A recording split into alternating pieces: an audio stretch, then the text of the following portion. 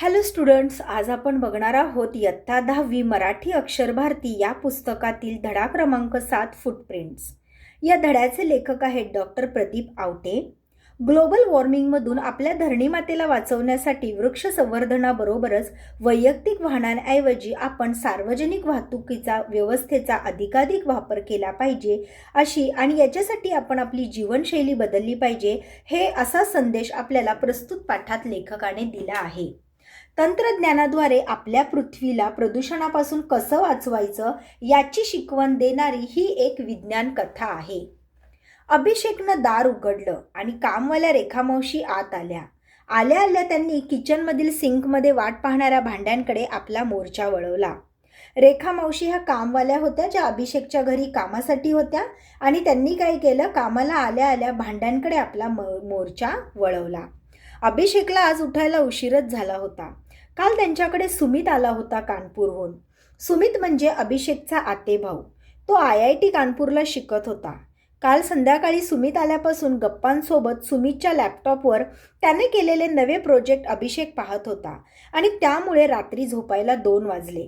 म्हणजेच काय झालं, अभिषेकच्या घरी सुमित आला होता कानपूरहून आणि हा सुमित जो होता तो IITला शिकत होता कानपूरला आणि IIT शिकत असल्यामुळे त्याने जे काही नवीन नवीन प्रोजेक्ट्स केले होते तो त्याच्या भावाला अभिषेकला रात्री दाखवत होता. त्यामुळे त्यांना झोपायला 2 वाजले. काय हो हे, तुम्हीच फरशी पुसता आणि तुम्हीच ती घाण करता, हॉलमधून स्नेहलचा आवाज आला. अभिषेक हॉलमध्ये आला तर रेखामावशी फरशी पुसत होत्या, पण मागे त्यांच्या पायाचे काळे मळकट ठसे पुसलेल्या फरशीवर उमटले होते. स्वच्छतेची भोक्ती असलेली स्नेहल त्यामुळे त्रासली होती. स्नेहलला खूप स्वच्छता लागायची, त्यामुळे रेखामावशींनी फरशी पुसली आणि त्यांच्याच पायाचे घाणेरडे ठसे तिथे मळकट ठसे उमटले, यामुळे ती त्रासली होती. रेखामावशीही बिचाऱ्या वरमल्या होत्या, म्हणजे त्यांनाही थोडं खराब वाटलं ज्यावेळेस ती म्हणाली की तुम्हीच फरशी पुसता आणि तुम्हीच खराब करता. अहो स्नेहाताई, मी कुठे एसीत बसून शान काम करते बाई, शेणा मातीत काम करावं लागतं आणि आमच्या वस्तीचा रस्ता बी समदा उखंडलाय, समधी धूळ लागती पायासनी. आता ह्या रेखामावशी अडाणी त्या काय म्हणाल्या, मी कुठे AC बसमधून येते, शेणा मातीत काम करायला लागतं मला आणि मी ज्या रस्त्याने येते तिकडचा सगळा रस्ता देखील उखंडलाय, त्यामुळे सगळी धूळ माझ्या पायाला लागते आणि 10-10 मिनिटाला हातपाय धुवायला येळ बी नाही आणि पाणी तरी कुठं आहे बक्कळ, आणि 10-10 मिनिटाला मी तुमच्यासारखं माझ्याकडे एवढा वेळ नाही की मी हात धुवत राहील आणि पाय धुवत राहील. सॉरी मावशी, खरंच सॉरी. आपण त्यांच्या मळकट पायांबद्दल बोललो याचं स्नेहालाही कसं तरी वाटलं. तिला टाचेला फाटलेली अगदी पातळ झालेली त्यांची चप्पल आठवली आणि अचानक स्नेहाला आठवलं की त्यांची जी चप्पल होती रेखामावशींची ती सुद्धा अक्षरशः टाचेला फाटलेली होती, अगदी पातळ झालेली होती. म्हणजे रेखामावशी गरीब होत्या, त्यामुळे त्यांच्या पायाला माती लागणं साहजिकच होतं, कारण त्यांची चप्पलही व्यवस्थित नव्हती. रेखामावशीच्या खणखणीत आवाजानं सुमितही जागा झाला आणि हॉलमध्ये आला. सगळा प्रकार त्याच्या लक्षात आला. तेवढ्यात पावडे काकाही आले. आज बाबा आणि पावडे काका कुठल्याशा कार्यक्रमाला जाणार होते. स्नेहलने पावडे काकांना पाणी दिलं. फरशी पुसणाऱ्या रेखामावशींचं लक्ष पावडे काकांच्या तळव्याकडं गेलं. एकदम गोजिरा गुलाबी तळवा, कुठं चिरण्या नाहीत की काही नाही, एकदम लोण्यागत पाय हाय काकांचा. रेखामावशी स्वतःशीच पुटपुटल्या. आता त्यांच्या पायावर डिस्कस झालं होतं म्हटल्यावर ती साहजिकच त्यांचं दुसऱ्यांच्या पायाकडे देखील लक्ष गेलं आणि जे लक्ष गेलं ते पावडे काकांच्या पायाकडे लक्ष गेलं. तर पावडे काकांचे तळवे तर अगदी गोजिरे गुलाबी तळवे, कुठे चिरण्या नाहीत तर अगदी लोण्यागत, असं त्या स्वतःशीच पुटपुटल्या. त्यांनी स्वतःच्या पायाकडं पाहिलं. पायाला कितीतरी चिरण्या पडल्या होत्या, माती धूळ बसून त्या काळ्या पडल्या होत्या. अभिषेक स्नेहलचे बाबाही तयार होऊन हॉलमध्ये आले. मामा, मी एक ॲप तयार केला आहे. त्या ॲपच्या साहाय्यानं आपण कोणाचे पाय किती स्वच्छ आहेत हे सांगू शकतो, सुमितनं सांगितलं. सुमित, अरे पाय स्वच्छ आहेत की नाही हे सांगायला ॲपची काय गरज आहे? तुम्हा टेक्नोसॅव्ही लोकांना कशाचंही ॲप करण्याशिवाय काही सुचतं की नाही? असं काय झालं, सुमित काय म्हणाला की कोणाचे पाय किती स्वच्छ आहेत हे पाहण्यासाठी देखील आम्ही काय केलं आहे, एक ॲप बनवला आहे. तर यावर बाबा काय म्हणाले की तुम्हाला पाय स्वच्छ आहेत की नाही यासाठी ॲपची काय गरज आहे, ते तर पायाकडे बघूनही कळतं.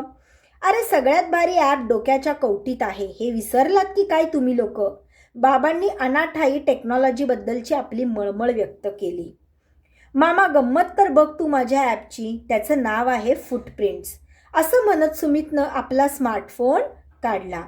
सुरुवात करूया रेखा मावशींपासून, ज्यांच्या पायाबद्दल स्नेहल दिदीनं नोंदवला होता आक्षेप. स्नेहलचा चेहरा पडला, तिला स्वतःचाच राग आला, कारण स्नेहल तर पटकन बोलून गेली, पण नंतर तिला स्वतःला वाईट वाटलं होतं. सुमितनं आपल्या अँड्रॉइड मोबाईलमधलं ॲप उघडलं आणि रेखा मावशींना काही प्रश्न विचारायला सुरुवात केली. पुढे बघा. मावशी तुम्ही राहता कुठं? त्या टेकडी पल्याड. मावशी काय म्हणाल्या? त्या टेकडी पल्याड. इथून किती किलोमीटर आहे? 3 किलोमीटर. तुम्ही कशा आलात इथपर्यंत? गेल्या महिन्यापतूर चालतच येत होते, पण आता माझ्या लेकानं एक सायकल दिली मला, तेव्हा आता सायकलनी येते. मावशी काय म्हणाल्या त्यांच्या स्वरात की गेल्या महिन्यापर्यंत मी चालतच येत होते, पण आता माझ्या लेकानं काय केली, मला सायकल घेऊन दिली आहे, त्यामुळे मी आता कशी येते, सायकलवर. अशी अजून बरीच माहिती त्यानं भरली. आठवड्यातून सरासरी किती किलोमीटर फिरती होते? ही फिरती तुम्ही कशी करता? आत्तापर्यंत किती झाडं तुम्ही लावली आहेत?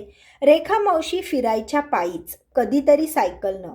त्यांच्या इवल्याशा झोपडीपुढंही त्यांनी 2 झाडं लावली होती. त्यातलं एक लिंबोणीचं होतं, पण एवढी सगळी माहिती सुमित का घेतोय तेवढं काही कुणाला कळेना. रेखा मावशी तर फार गडबडून गेल्या आणि आता पहा या आहेत रेखा मावशींच्या फुटप्रिंट्स. असं म्हणत त्यांनी मोबाईलचं कसलंसं बटन दाबलं आणि स्क्रीनवर पायपुसणीच्या आकाराचा एक निळा चौकोन उमटला. अगदी आभाळाच्या निरभ्र तुकड्या सारखा. म्हणजे तो जो ॲप होता त्याच्यामध्ये ही सगळी माहिती त्यांनी लोड केली आणि ती माहिती लोड केल्यानंतर काय झालं, एक निळ्या रंगाचा पायपुसणीच्या आकाराचा एक निळा चौकोन उमटला, अगदी आभाळाच्या निरभ्र तुकड्या सारखा. सगळे आ वासून पाहत होते आणि त्या निळ्या तुकड्याच्या मधोमध 2 पावलं उमटली. एकदम चंदेरी आणि वरखात मडलेली आणि खाली इंग्रजीत शब्द उमटले, silver footprints, the most clean footprints. ते ॲपमध्ये सगळी माहिती भरली. त्याच्यानंतर काय झालं, त्या ॲपमध्ये माहिती भरल्यानंतर एक पायपुसणीच्या आकाराचं हे झालं, चित्र आलं आणि त्याच्यामध्ये काय झालं, ह्यांचे जे काही फुटप्रिंट्स आहेत ते उमटले आणि एक मेसेज पडला की silver footprints, the most clean footprints.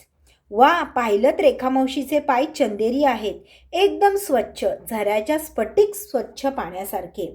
Sumit ओरडला. हे भलतंच रेखा मावशींच्या पायाकडे पाहत पावडे काका म्हणाले. सुमितनं हलकेच पावडे काकांच्या गोजिऱ्या तळव्यांकडे पाहिले आणि म्हणाला, काका आपण तुमच्या पायांचं पाहूया का? त्यात पाहायचं काय, हे बघ माझे पाय किती स्वच्छ आणि मऊसूत आहेत. पावडे काका पाय सगळ्यांना दाखवत म्हणाले. पण चला काय सांगतंय तुमचं ॲप ते तरी पाहूया. त्यांनी पुस्ती जोडली. म्हणजे त्यांचं म्हणणं, पाय तर माझे इतके मऊ लोण्यासारखे दिसतच आहेत, पण तरीसुद्धा चला पाहूया. सुमितनं पावडे काकांचा डेटा ॲपमध्ये भरायला सुरू केला. काका आता तुम्ही कुठून आलात? विश्रांतवाडीहून. कसे? अर्थातच कारने. 20 किलोमीटर कारने. तुम्ही एकटेच? सुमितची शंका. हो का? अच्छा, पण काका आठवड्यातून तुमचं फिरणं किती होतं? तुम्ही एकटेच कारने आलात का? सुमितने विचारल्यावर काकांनी काय उत्तर दिलं? हो का? नाही, आठवड्यातून तुमचं फिरणं किती होतं असं सुमितने काकांना विचारलं. अरे माझं ऑफिसच माझ्या घरापासून 16 किलोमीटर आहे. रोजचे 35-40 किलोमीटर तर नक्कीच होतात. आणि हे सगळं कारनं तुम्ही एकटेच ये जा करता असा सुमितनं प्रश्न विचारला. हो, नाहीतर काय, बसला लटकत जाऊ म्हणतोस? काका चिडून म्हणाले. काका तुम्ही काही झाडं लावली आहेत का? पावडे काकूंनी कुंडीतल्या रोपांकरिता माती मागितली तर ती आणून देणं होत नाही काकांना. ते झाडं काय लावणार? स्नेहलने एकदम स्ट्रेट ड्राईव्ह लगावला. सुमितनं पावडे काकांची आणखी काही माहिती घेतली आणि ॲपवर भरली. पुन्हा निळा तुकडा चमकला आणि काही क्षणातच त्या निळ्या तुकड्यावर पावडे काकांची पावलं उमटली. 2 काळी कुट्ट पाऊलचिन्हे आणि खाली शब्द आले, sorry you have dirtiest footprints, perfect black footprints. Rekha मावशींचे फुटप्रिंट्स आले होते तेव्हा काय म्हटलं होतं ॲपने? Silver footprints, the most clean footprints. आणि पावडे काकांचे एवढे गोजीरवाणे पाय बघून सुद्धा ॲपनी काय सांगितलं? Sorry you have dirtiest footprints, perfect black footprints. Pawde काकांचा चेहरा एकदम पडला. काय नाटक आहे हे? असला व्हर्च्युअल गोष्टी नका सांगू मला, पावडे काका रागाने म्हणाले.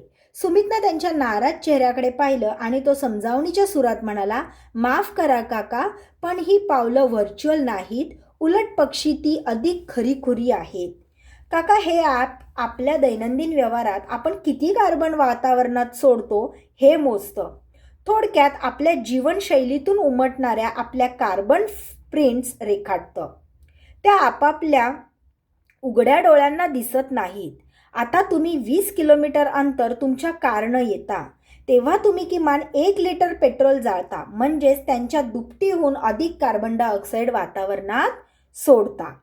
काहीतरीच मला नाही पटत, काका म्हणाले. काकांनी काय केलं? मला या गोष्टी पटत नाहीत असं दर्शवलं, सांगून दिलं.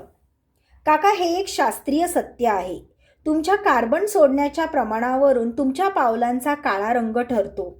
रेखा मावशींच्या रोजच्या जगण्यात कार्बन उत्सर्जनाला वावच नाही, म्हणून तर त्यांची पावलं आपल्यापेक्षा अधिक सुंदर आणि चंदेरी आहेत. सुमित बोलत होता, बाप रे, आपण फरशी घाण होण्याची गोष्ट करतो, पण आपण तर अवघं वातावरणच घाण प्रदूषित करत असतो. म्हणजे यामागचं सांगण्याचं कारण काय की आपण घर स्वच्छ करतो, फरशी पुसतो, पाय स्वच्छ धुतो, पण आपण जे काही थोड्या किलोमीटरसाठी सुद्धा येता जाता गाड्यांचा वापर करतो, याचा अर्थ आपण काय करत असतो? वातावरणात त्या पेट्रोलद्वारे कार्बन डायऑक्साईड सोडत असतो. म्हणजेच काय की आपण ॲक्च्युली वातावरण काय करत असतो? दूषित करत असतो. किती प्रचंड कार्बन चिकटलेला असतो आपल्या पायांना. ग्लोबल वॉर्मिंगला हातभार लावतो आपण.